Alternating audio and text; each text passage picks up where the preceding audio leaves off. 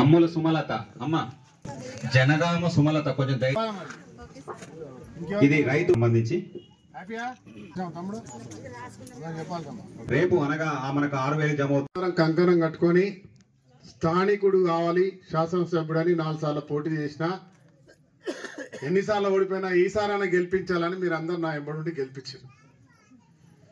మీరందరూ గర్వపడే విధంగా ఇలా రామగుండంలో పనిచేస్తున్నా మీరందరూ కూడా గర్వపడంగా ఆగో మా ఎమ్మెల్యే మంచి పనిచేస్తున్నాను నేను చెప్పే విధంగా పనిచేస్తున్నాను నేను అనుకుంటాను. చేస్తున్నారా లేదా? మా నీళ్ళు మాకు కావాలి, మా కొలువులు మాకు కావాలి, మా ఊర్లో అన్ని పనులు జరగాలని పోరాటం చేస్తున్నాం. ఇవాళ సంవత్సర కాలం పూర్తయింది ఎమ్మెల్యే. సంవత్సర కాలంలో మన ప్రాంతాల్లో రోడ్లు, లైట్లు, మంచినీళ్ళు అయితే మనం బండలవాగు గురించి ఎల్లంపల్లి నుంచి పెద్ద పోరాటం చేసినామో మీరందరూ కూడా పాదయాత్ర చేస్తే నాతో పాటు కథం కలిపారు. దాదాపు 12-13 ఏళ్ళు అయిపోయాయి. 13 ఏళ్ళు దాటిపోయినాయి. ఈ రోజు కూడా ఒక చుక్క నీళ్ళు రాలే. కానీ ఈ సంవత్సర కాలంలో రాష్ట్ర ముఖ్యమంత్రి రేవంత్ రెడ్డి గారితో మాట్లాడి బట్టి గారిని ఇక్కడికి మన పాదయాత్ర వచ్చినప్పుడు కూడా మీరు వచ్చినారు.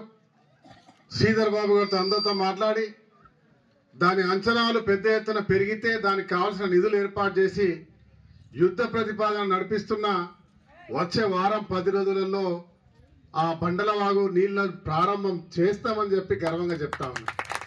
ఆ ఒక్క చేసినా కాకుండా రేపు కొత్తపల్లికి, రామరావుపల్లికి, పాలకుర్తికి, తక్కలపల్లికి, పుట్నూరుకి, ఇటు కింద అటు అందుగులపల్లి దాకా అటు రాణాపూర్ దాకా నీళ్లు రావాలంటే ఇంకొక పాలకుర్తి లిఫ్ట్ కావాలని ముఖ్యమంత్రి గారిని అడిగినా దానికి 350 కోట్లతోటి అంచనాలు పెట్టాం. హైడ్రా క్లియరెన్స్ వస్తే అది కూడా ప్రారంభం అంటే దాన్ని శాంక్షన్ చేపిస్తే ఇంకో 3-4 ఏళ్ళలో అది పూర్తి చేయడానికి ఇలా ఒక బలమైనటువంటి ఒక ఆలోచనతోటి ప్రతిపాదనతోటి ముందుకు పోతా ఉన్నా అని గర్వంగా తెలియజేస్తా ఉన్నా. మొన్నటికి మొన్న రాగానే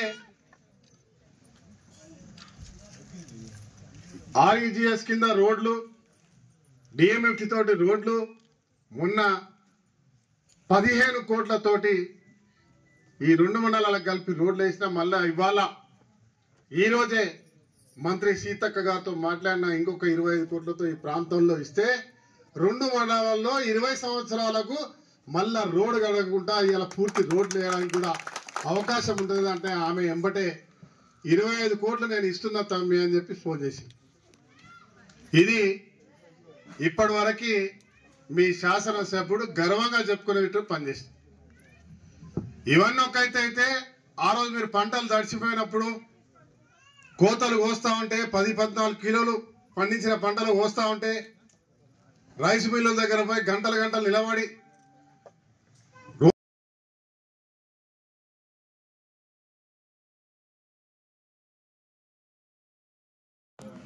గ్రామ సభలు జరిగితే నేను రాలేదు కావాలని. ఎందుకు రాలేదంటే మక్కన్ సింగ్ రాజ్ ఠాకూర్ వస్తే కొంతమంది నాయకులు ఉంటారు ఊళ్ళలో, వివిధ ఊరన్నప్పుడు కులాలు ఉంటాయి, అట్లనే రాజకీయాలు కూడా ఉంటాయి, అంతర్గత విభేదాలు కూడా ఉంటాయి, అన్నదమ్ముల మధ్యలో ఉంటాయి, రాజకీయ పార్టీల మధ్యలో ఉంటాయి. నేను వస్తే ఎవరైనా గట్టిగా మాట్లాడితే అన్నం కూడా మాట్లాడలేను, ఎందుకు మాట్లాడాలనుకున్నా మాట్లాడలేను అనుకుంటారు. నేను రాకపోతేనే ఎవరెవరు గట్టిగా మాట్లాడతాడో ఎవరు ఏం చేస్తారో నిజం తెలుస్తారనే ఉద్దేశంతో రాలే. కానీ అన్ని కూడా వీడియో ఫోన్లలో చూసుకుంటున్నా ఏ ఊళ్ళలో ఎవరెవరు మాట్లాడారు. అన్ని సీసీ కెమెరా టెక్నాలజీ వచ్చింది. ఇప్పుడు ఏ ఇన్కమ్ అది IT పోయింది, ఇప్పుడు ఏ వచ్చింది. ఏ అంటే ఆర్టిఫిషియల్ ఇంటెలిజెన్స్. నేను ఇక్కడ నిలబడి మాట్లాడినంటే మాట్లాడచ్చు మీతో. మీరు చేసే ప్రతి ప్రోగ్రామ్ చూసిన దాంట్లో అశోక్ ఏం మాట్లాడుతుండు, స్వామి ఏం మాట్లాడుతుండు, ముఖ్యాలు ఏం మాట్లాడుతుండు, బట్టలు చింపుకొని మక్కాన్ సింగ్ ఓటేసినాం మాకు రాలేదని చెప్పి ఫీల్ అవుతా ఉన్నాడు. నేను చెప్తా ఉన్నామ్మా, అశోక్ చెప్తున్నా, బాపన్నకు చెప్తున్నా, పక్కకున్న స్వామికి చెప్తున్నా. అంటే ఉదాహరణకు ఎగ్జాంపుల్ చెప్తున్నా. ఏ పేర్లో అయినా ఎవరైనా ఏ రాజకీయ పార్టీ అయినా నాకు అనవసరం. ఇక్కడ ఉన్న ప్రతి ఒక్క అర్హత ఉన్నవాడు నా కుటుంబ సభ్యుడు. వారందరికీ కూడా ఇందిరమ్మ ఇల్లు ఇస్తాం, తెల్ల రేషన్ కార్డులు ఇస్తాం, అర్హత ఉన్న ప్రతి ఒక్కరికి ఆత్మీయ భరోసా ఇస్తాం, ఇలా రైతు భరోసా ఇస్తాం. ఏ ఒక్క వారు కూడా బాధపడాల్సిన అవసరం లేదు. దాని గురించి ఆలోచన చేసి నా పేరు రాలేదని అవసరం లేదు. మా ఎంఆర్ఓ గారు చెప్తా ఉన్నారు ఇప్పుడే 26 మంది అప్లై చేస్తే అప్పటికప్పుడు కొంతమంది మాకు కూడా రాలేదు తెల్ల కార్డులని అప్లై చేస్తే ఇక్కడికిక్కడ సరి చేసి ఇంకొక 36 మందిని జత చేసి 62 మందికి తెల్ల కార్డులు ఇస్తా ఉన్నారు. మా ఎంఆర్ఓ గారికి ధన్యవాదాలు చెప్తా ఉన్నా. ఎందుకంటే ఈ ప్రభుత్వం నిర్ణయం అది. ఎవరైతే ఇప్పుడు రమేష్ చెప్పినట్టుగానో ఇంకెవరైతే చెప్పినట్టుగా నాకు మా అశోక్ చెప్తా ఉన్నాడు, అన్నా నిన్నదాకా ఒక టీఆర్ఎస్ దిగిండు, వాళ్ళ మనుషులకు వచ్చినాను. టీఆర్ఎస్ లేదు, బీఆర్ఎస్ లేదు, బీజేపీ లేదు. ఇక్కడ ఉన్నది ప్రతి ఒక్కరు మన కుటుంబం. ఇక్కడ ప్రతి ఒక్క అర్హత ఉన్న వాళ్ళకు ఇవ్వడానికి మేము సిద్ధంగా ఉన్నాం. ఈ ప్రభుత్వం సిద్ధంగా ఉంది, మన ప్రభుత్వం సిద్ధంగా ఉంది. మనం ఈరోజు ఈ ప్రభుత్వంలో ఉన్నాం కాబట్టి మన నాయకులందరూ కూడా ఎవరైతే తప్పిపోయినరో, ఎవరైతే పేర్లు రాలేయో వారి ఇంటికి వెళ్ళి వాళ్ళ పేర్లు సంబంధించిన అధికారులకు తెలియజేసి వారికి ఇప్పించే కార్యక్రమాలు చేయాలని నాయకులకు చెప్తున్నా. అదే మాదిరిగా మీ అందరికీ నేను భరోసా ఇస్తా ఉన్నా. ఇవాళ రామారావు పల్లెలో 26 మంది మాత్రమే అప్లై చేస్తే అదనంగా 36 మంది అప్లికేషన్స్ ఇస్తే అవి కలిపి 62 మందికి ఇవాళ మా అధికారులు అందరు ఇస్తా ఉన్నారు. ఇంకా కూడా ఎవరికైనా రాకపోతే ఇప్పటికిప్పుడే అప్లికేషన్ ఇవ్వండి, ఇక్కడే తెల్ల కార్డులు ఇప్పుడే ఇస్తామనే విషయాన్ని కూడా మీ అందరికి కూడా తెలియజేస్తా ఉన్నా. అన్ని గ్రామాలకు కూడా ఇదే సందేశాన్ని ఇస్తా ఉన్నా. దీంతో పాటు ఇందిరమ్మ ఇల్లు రామారావు పల్లెలో పెద్ద నంబర్ వచ్చింది. ఊర్లో కూడా ఇన్ని ఇల్లు కావచ్చు, ఊర్లో కూడా ఇల్లు లేవు. ఇల్లు లేవు కానీ ఇన్ని ఇల్లు వచ్చినాయి. కానీ దానికో వర్షం వచ్చినా అకాల నష్టం జరిగినా చూడడానికి కూడా ఎవరు రాలే, పలకరించడానికి కూడా ఎవరు రాలే. నేను వచ్చిపోయినా అంటే కంటి తుడుపు ఎవరో వచ్చేటాళ్ళు కేసీఆర్ ఇది చేసి అది చేసి అని చెప్పేటోళ్ళు. కానీ పండించిన పంటను ఒక్కొక్కసారి కాదు, అప్పుడు వీళ్ళందరూ కూడా మా నాయకులు చాలా మంది ఇక్కడ ఉన్న వాళ్ళు ఉండే, కొంతమంది టీఆర్ఎస్ ఉన్న వాళ్ళు కూడా బాధపడే వాళ్ళు కానీ చెప్పేటోళ్ళు కాదు. ఈ రకంగా రైతులు దోచుకుంటా ఉన్నారు. 14 కిలోలు కోస్తా ఉన్నారు. తాళని, మన్నని, దుబ్బని, తడిసిందని రకరకాల ఇబ్బంది పెట్టింది. రైస్ మిల్లుల దగ్గర పోతే ఇంకో ఇబ్బంది పెట్టారు. ఇవన్నీ కూడా ఉండొద్దన్నాం. ప్రభుత్వం రాగానే వచ్చిన మొదటి పంటలో ఎక్కడ కోతలు లెక్కుంటే కొన్నాం. మొన్నటిసారి వచ్చిన పంటలో ఈ సంవత్సరం రెండో పంట నేను అధికారంలో వచ్చినప్పుడు ఆ రెండో పంటలో సన్నాలకు బోనస్ ఇస్తా అన్నాం. పండించిన పంటను కొన్నాం. ఇవాళ రైతు కంట నీరు రాకుండా చూసినాం. 2 లక్షల రుణం మాఫీ చేస్తా అని చెప్పినాం. ఇవాళ 2 లక్షల వరకు రుణం మాఫీ చేసినాం. ఇది మీ పాలన, ప్రజాస్వామ్య తెలంగాణలో రేవంత్ రెడ్డి పాలన, మీ ప్రభుత్వం. మీరు ఇచ్చినటువంటి శాసనసభ్యుడు ఇలా గర్వంగా మీ ముందు నిలబడి మాట్లాడుతా ఉన్నాం. ఇప్పుడే మా సోదరుడు చెప్తా ఉన్నాడు ప్రమోద్, ఈ ఒక్క ఊరికే రైతు రుణమాఫీ 1,71,79,846 రూపాయలు మాఫీ జరిగింది. రామారావు పల్లికి 1,81,79,846 రూపాయలు ఈ ఊరికి మాఫీ జరిగింది. దీంతో పాటు అన్ని గ్రామాలలో జరిగింది. ఇండియన్ బ్యాంక్ సమస్య అప్పుడు వస్తే కూడా నేను ఒత్తిడి తీసుకొచ్చిన. ఈ ఒక్కజాలనే కాదు, అన్ని రాష్ట్ర వ్యాప్తంగా వచ్చింది. అది ఆ బ్యాంకు లెక్కలో రాకుండా తొండి చేసి తప్పించుకుందామని చూసి మీ రక్తం పీల్దామనుకుంటే వాని మెడల్ విసికి వాని అంతు చూస్తామని చెప్పి మీకు మళ్ళా మాఫ్ చేపించే కార్యక్రమం ఈ ప్రభుత్వం చేసింది. ప్రతిమ వాళ్ళకు కూడా వస్తుందని చెప్పి నేను ధైర్యంగా చెప్తున్నా. ధైర్యంగా ఉండమని చెప్తా ఉన్నా. 92%, 93% మంది రుణమాఫీ జరిగింది ఈ 2 మండలాలలో. ఇదొక ఎత్తు అయితే ఇవాళ గర్వంగా చెప్తా ఉన్నాం, రైతు రుణమాఫీ చేసినాం, రైతు పండించిన పంటను కొన్నాం, రైతు ముఖాన చిరునవ్వు నవ్విస్తా ఉన్నాం. ఇవాళ రైతు భరోసా ఇస్తా అని చెప్పినాం. భూమి లేని వాళ్ళకి, ఉపాధి హామీకి పోయిన వాళ్ళకి ఇవాళ ఆత్మీయ భరోసా ఇస్తా అని చెప్పినాం. రేషన్ కార్డ్స్ ఇస్తా అని చెప్పినాం. ఇందిరమ్మ ఇల్లు ఇస్తా అని చెప్పినాం. ఎక్కడైనా మాట తప్పినామా? ఇవాళ తప్పకుండా ఊళ్ళల్లో అధికారులను పంపించి గ్రామ సభలు పెట్టి మీతో ముచ్చటించి ఎవరున్నారో లిస్టు తీసుకొని ధైర్యంగా ఇస్తా ఉన్నాం. రాజకీయాలు చూడట్లే. ఎందుకంటే ఈ రామగుండంలో అందరు కూడా నా కుటుంబ సభ్యులు.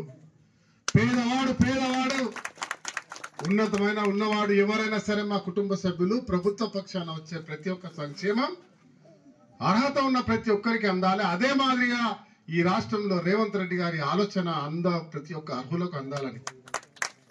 మీది ఇక్కడ ఎవరైతే అన్న ఆ ఊర్లో అక్క చాలా పేదది, ఇల్లు రాలంటే నువ్వేం చేసినావా నాయకుడికి?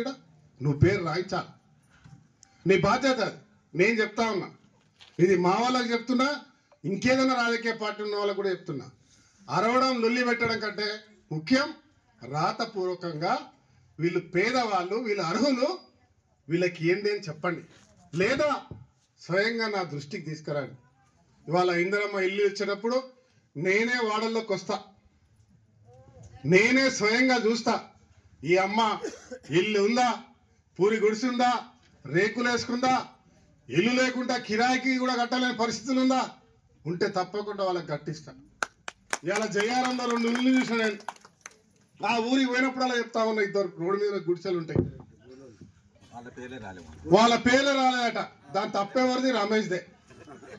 100% ఒక ఎంపీపీగా చేసిన నీది అక్కడున్న నాయకులది, మన అందరిది. పూరి గుడిసెలు ఉన్న ఇద్దరు ఇల్లు రాకపోతే ఇక్కడున్న ఎంపీడీఓ గారిది, ఇక్కడున్న అధికారులది, మీది, నాది, అందరి బాధ్యత.